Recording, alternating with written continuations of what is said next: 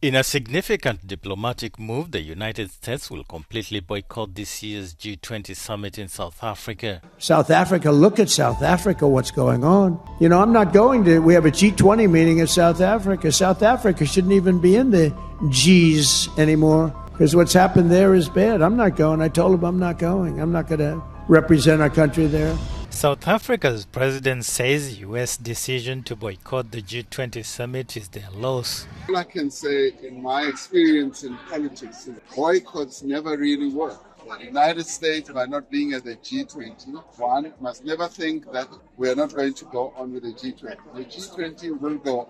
All other heads of state will be. In the end, we will take fundamental decisions, and their absence is their loss. When Donald Trump announced the United States would boycott the G20 summit in Johannesburg this November, he thought he was making a power move. Instead, he revealed something far more significant. The era of Western dominance over Africa is finished. And the world's most powerful nation just admitted it doesn't know how to handle that reality. This isn't another story about American politics. This is about a seismic shift in global power, one where Africa stopped asking for permission and started setting the agenda. And if you've been following leaders like Ibrahim Traoré in Burkina Faso, you already know this moment has been building for years. Let's break down what really happened, why it matters, and what it means for Africa's future. On November 8, 2025, President Trump posted on Truth Social that no U.S. officials would attend the G20 summit scheduled for November 22nd to 23rd in Johannesburg. His reason? He claimed white Afrikaners, descendants of Dutch, French, and German settlers, were being systematically killed and having their land illegally confiscated. Let's be clear about the facts. South Africa recorded over 26,000 homicides in 2024. Of those, 37 were farm murders according to an Afrikaner lobby group that tracks them. Experts on rural attacks have consistently stated that the overriding motive for these violent farm invasions is robbery, not race. Both black and white farmers face rural crime in South Africa. There is no genocide. There is no systematic persecution. Even more telling, a group of leading Afrikaner business figures and academics said in an open letter that the narrative that casts Afrikaners as victims of racial persecution in post-apartheid South Africa is misleading. When the very people Trump claims to be defending reject his narrative, you know something else is at play. So what's really happening here? Trump isn't defending white South Africans. He's performing for his American base, the segment that sees every shift in global power as a personal threat. This is the same playbook we've seen before. Resurrect a colonial myth, wrap it in the language of human rights, and use it to justify punishing African independence. South African President Cyril Ramaphosa's response was surgical. All I can say, in my experience in politics, is boycotts never really work. The United States, by not being at the G20, one must never think that we are not going to go on with the G20. The G20 will go. All other heads of state will be. In the end, we will take fundamental decisions, and their absence is their loss. Notice what Ramaphosa didn't do. He didn't rage. He didn't plead. He didn't defend South Africa's honor in emotional terms. He simply stated a fact. The world's business will continue without America, and that calm confidence, that's what power looks like when it no longer needs validation. If Trump's concern was genuinely about human rights, his administration would have a very different foreign policy record. Trump's criticism of Africa's most developed economy has gone beyond the issue of Afrikaners. His executive order in February said South Africa had taken aggressive positions towards the United States and its allies, specifically with its decision to accuse Israel of genocide at the International Court of Justice. There it is. South Africa had the audacity to hold a U.S. ally accountable for war crimes. That's the real offense, not farm murders, not land redistribution. It's South Africa's refusal to fall in line with American foreign policy. The U.S. has ratcheted up tensions with South Africa over widely rejected claims of persecution of white minority Afrikaners, which it vehemently denies. and its push for Israeli accountability over the genocide in Gaza at the International Court of Justice, Washington, can't stand that an African nation is using international law to challenge Western military actions.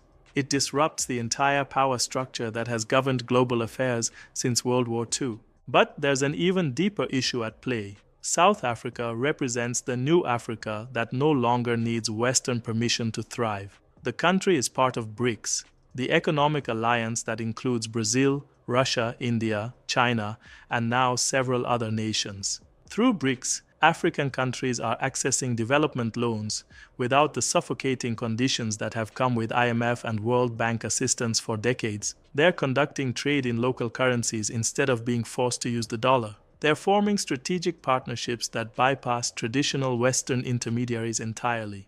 For generations, Western power has depended on a specific psychological dynamic. Africa struggles, the West rescues. That script gave Washington and its European allies both moral authority and economic leverage. But what happens when Africa no longer needs rescuing? When it stands tall, organizing global summits, building digital economies, leading international alliances, the entire illusion of Western indispensability collapses, and that collapse terrifies them. Speaking on Wednesday, Ramaphosa added, "The United States needs to think again whether boycott politics actually works, because in my experience it doesn't work." This wasn't just a diplomatic statement.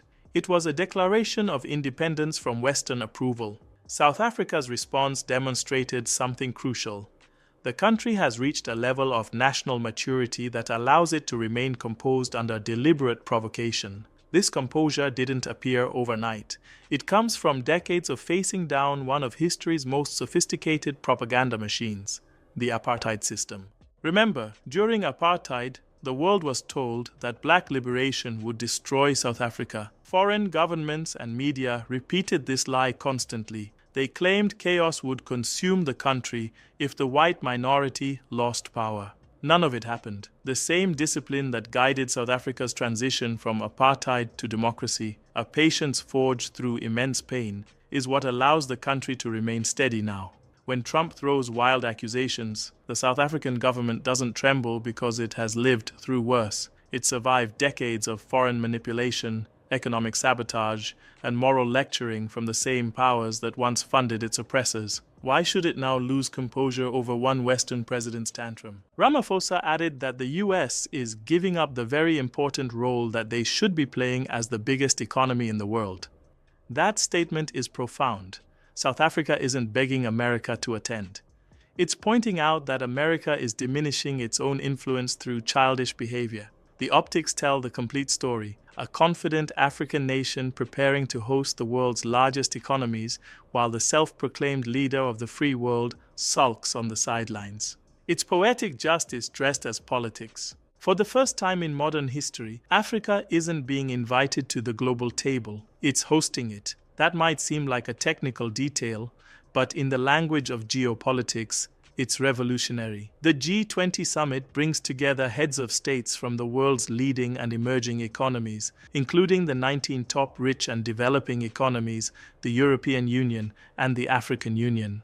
When you host such a gathering, you shape the agenda. You determine what gets discussed and how. You set the tone for global conversations. For Washington, that's unacceptable. America has been used to setting the international agenda for over 75 years. The idea that Africa, a continent it still views through the outdated lens of aid dependency and poverty, would lead these discussions represents an existential threat to American self-perception. Trump had already said he wouldn't attend, and Vice President J.D. Vance was due to go in his place, but even that symbolic gesture was withdrawn. A person familiar with Vance's plans told the Associated Press that he will no longer travel to South Africa. Not even the Vice President would attend. The message was clear. America would rather be absent than participate in a forum where it doesn't control the narrative. But here's what Trump and his advisors fail to understand. Power doesn't work the way it used to. In the 20th century, you could boycott a country and cripple it economically. You could refuse to attend a summit and make it irrelevant. That playbook no longer functions because the world has fundamentally changed.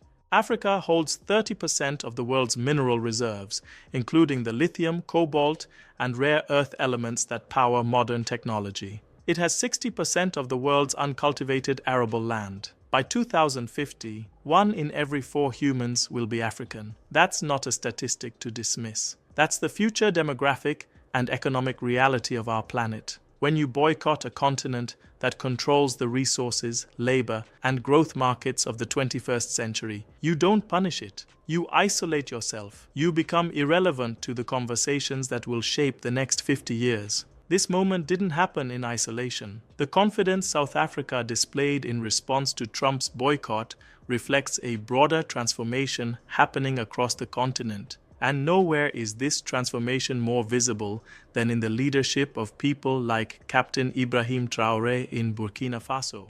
At 37 years old, Traoré is the world's youngest head of state, and he has become arguably Africa's most popular president. At President John Mahama's inauguration in Ghana on January 7, 2025, Traoré received the loudest applause of all 21 African heads of state present. That reception wasn't just about personality.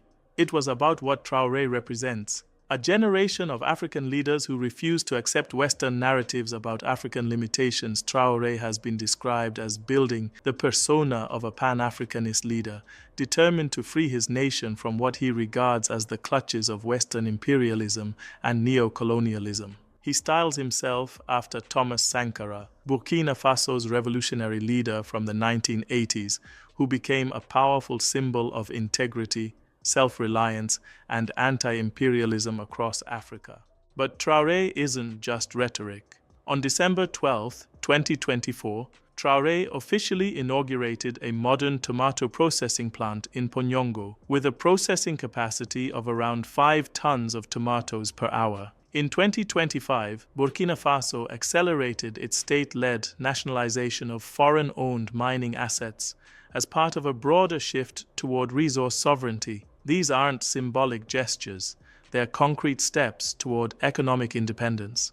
Recent research by the Institute for Security Studies shows that Burkina Faso's economy could grow at an average rate of 8% from 2025 to 2043, which would translate into an additional GDP per capita of $1,120 above a business-as-usual forecast and reduce income poverty to only 2.6% of the population, lifting an extra 2.4 million Burkinabés out of poverty by 2043. Along with Mali and Niger, Burkina Faso has formed the Alliance of Sahel States, a confederation of nations choosing sovereignty over subservience.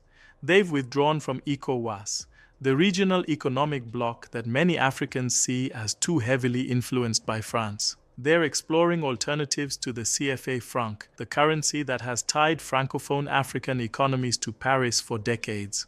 This is the context in which Trump's G20 boycott must be understood. From Burkina Faso to South Africa, a new generation of African leadership is emerging, one that doesn't beg for Western approval, doesn't apologize for African interests, and doesn't accept the old rules of engagement. While Trump debates myths about white persecution, Africa is building real economic infrastructure. The African Continental Free Trade Area, AfCFTA, is already reshaping how 54 nations trade, creating the largest single market since the formation of the European Union. For generations, Africa's biggest obstacle wasn't lack of resources or talent. It was fragmentation. Colonial borders turned natural cooperation into artificial competition. AfCFTA is quietly erasing those divisions. Goods are moving from Accra to Nairobi, from Lagos to Cairo, without dollar dependency and without Western mediation. That's not just economic reform, that's mental liberation. The new development bank, launched by BRICS, is giving African nations an alternative to the IMF's debt traps. For the first time in modern history, African countries can build infrastructure without accepting the structural adjustment programs that have strangled African economies for decades. They can get loans without being forced to privatize water systems, cut education budgets, or open their markets to predatory foreign corporations. And while Western media still portrays Africa through the outdated lens of aid and poverty, a completely different story is unfolding on the ground. Kenya's M-Pesa mobile banking system is studied at Harvard Business School as an innovation case study. Nigeria's fintech companies are redefining digital payments across the continent. Egypt's satellites orbit in space. Rwanda hosts international technology summits that attract global innovators. This isn't a continent waiting for development. It's a continent redesigning what development means, creating solutions tailored to African realities, rather than copying Western models that never fit African contexts in the first place. Earlier in 2025, Secretary of State Marco Rubio also boycotted a G20 foreign ministers meeting in South Africa, dismissing the host's focus on issues like climate change and global inequality as irrelevant. But those are precisely the issues that matter most to the global South, the majority of humanity that has been excluded from meaningful participation in shaping international policy for too long. Trump's boycott will be remembered not as American defiance, but as American denial. It was the moment when the United States accidentally revealed that it can no longer define global legitimacy by itself. South Africa didn't plead for Trump's presence because it didn't need to. The world carried on with a new gravitational center, one defined not by the North Atlantic but by the global South. For centuries, Africa was treated like a child at the world's dinner table, fed when convenient, scolded when independent, and largely ignored. Now Africa isn't waiting for an invitation, it's hosting the feast. And the guests who chose to attend, China, India, Russia, Brazil, the European nations, and dozens of others, are the ones engaged in the conversations that will shape the 21st century economy. Meanwhile, America sits alone, nursing its wounded ego, pretending that absence is a form of power when everyone else recognizes it as weakness. The true significance of this moment extends far beyond one summit. What we witnessed was Africa publicly demonstrating that it has moved beyond psychological dependence on Western approval. For decades, African progress was measured not by African standards, but by Western comfort levels. If Africa grew too fast, Western analysts called it dangerous. If it grew too slowly, they called it disappointing. The entire vocabulary of international engagement was colonial. Even the compliments came wrapped in condescension. But that language is dying. The G20 summit in Johannesburg marked its quiet burial. Because here's the profound truth. Africa doesn't need validation anymore. It needs velocity. It doesn't need permission. It needs partnership. And increasingly, it's getting that partnership on its own terms. China invests in African manufacturing and infrastructure because it sees economic returns, not charity cases. Russia offers military cooperation and energy partnerships because it recognizes Africa's strategic importance. The UAE and Turkey invest billions in African projects because they understand where future growth lies. These aren't perfect partnerships.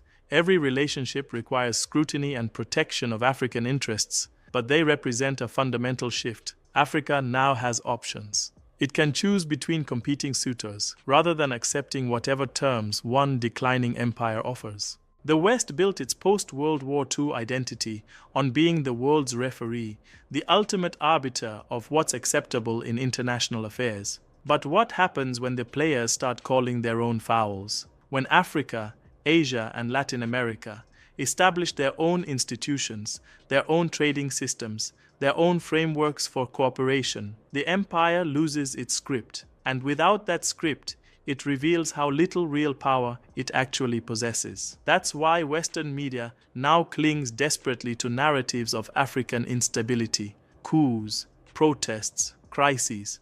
Even when the real story is progress, they can't digest an Africa that thrives without their supervision. They can't accept an Africa that's stable without their intervention, confident without their assistance, united without their mediation. Trump's boycott accidentally proved what leaders like Ibrahim Traoré have been saying for years.